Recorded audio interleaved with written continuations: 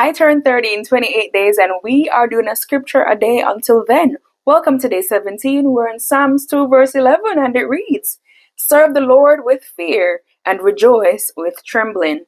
You've heard the scripture, "The fear of the Lord is the beginning of knowledge." In the verses right above this one, you heard the Lord tell the rulers of the world what it meant to be wise, and that is to follow his directions and instructions. Here he says, serve the Lord with fear.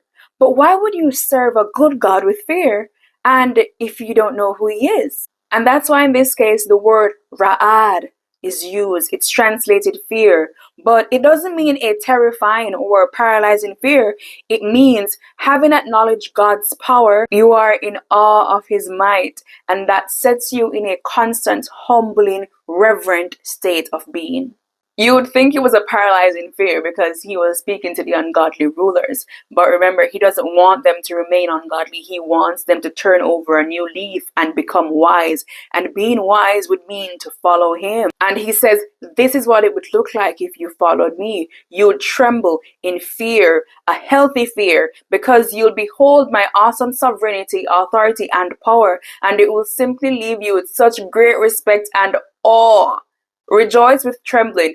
Funny enough, the same word ra'ad is translated here, but it's used in a different form. It suggests that because you're in such awe and are overwhelmed, you tremble, you shake. It is also the phrase used to describe the earth quaking under God's might.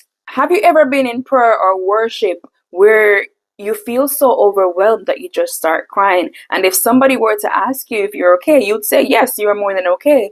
But in your heart, you are just so humble that God even chooses you to lay his spirit on.